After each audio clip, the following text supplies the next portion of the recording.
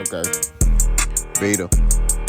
I'm gonna show y'all boys where I'm from, man. I'm from that. All right, what it do? Still with the cap shot like a little big boss out, boss down, can't poke through the. Dope. Hit the top this box. Forget about soliloquy. Sometimes no last good people do the life yourself. Caught up if I like baby. You better peak game. Peak game made the foes of West Wing. All right, look here. So, Brian Norman. Right, I'm late to the party. I've been busy all day, man. You know what I'm saying? I've been meaning to make this video. I'm finna drop this ASAP. Brian Norman stops Jin Sasaki, right? I believe in the 5th round. Let's talk about it. That's knockout of the year to me. You know what I'm saying? Brian Norman is continuing to get better as a champion. You know what I'm saying? He's kind of settling in. But there were portions in this fight where Jin Sasaki, he showed a lot of heart, but I didn't give Jin Sasaki no rounds, in my opinion. I feel like he tried, he really tried to, get the best of Brian Norman, but Brian Norman was just picking this man apart. I mean, he was just too much for him. His feints, his jabs, he was just leaps and bounds just better than Jin Sasaki. And he was just like bigger than him too. Jin Sasaki, don't even look like a welterweight. You know what I mean? I'm not even gonna lie to you. Like it was a massacre, bro. I didn't give him a round. Now, I think it was round 3, Jin Sasaki started showing a little life.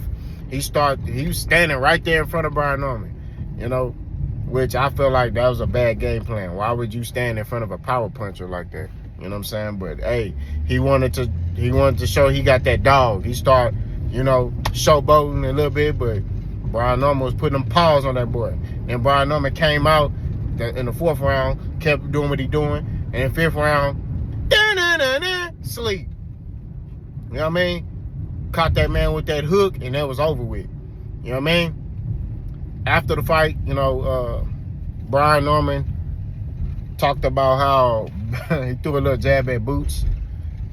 He was talking about, man, the storm coming, and boys grab their boots and run. I like that. That was a good little punchline right there. You know what I'm talking about? But I don't know what's next for Brian Norman. I mean, I see that Devin Haney was there in Japan, kind of scouting. You know what I'm saying?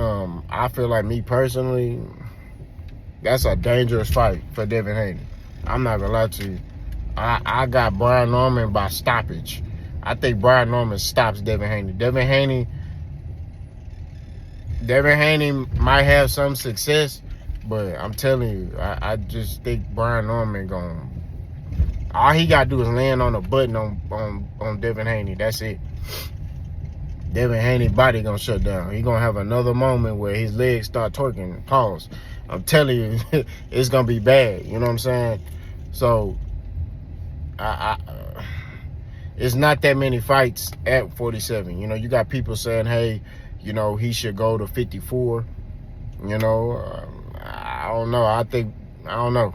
You know what I'm saying? I don't know what Brian knows. 147 not really popping like that. I mean, he could go fight Rolly, because I think Rolly's now, because of Boots going to 154, I think Rolly has been elevated to the full champion. I read that somewhere. I could be wrong. Y'all correct me. But maybe Brian Norman could fight Rolly. That'd be a good fight. Rolly's a big guy.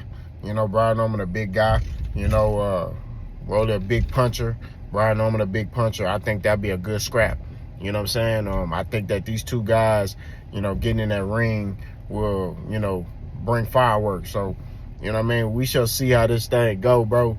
But shout out to Brian Norman, man. The boy getting better, man. Real talk.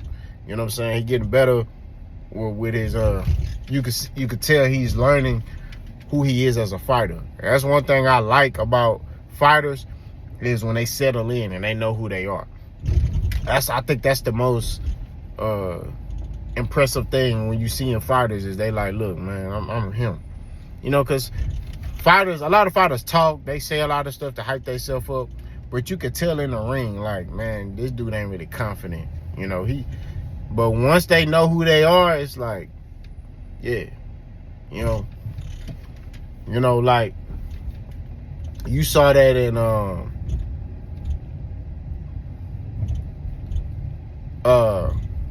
you saw it in Errol. You know, Errol just, you know, he like, man, I'm that nigga, bro. You see that in Terrence Crawford. Like, Terrence Crawford, like, Canelo, you know, Floyd. You know, once these fighters kind of settle in and they know who they are, it's like, you know, Devin Haney was like that for a little bit. You know what I'm saying? He settled in. He like, shit, I'm that nigga, bro. Like, what you talking about, bro? You feel me? So, we shall see how this thing goes. Shout out to Brian Norman. Good win. Y'all let me know what y'all think, though, boss go.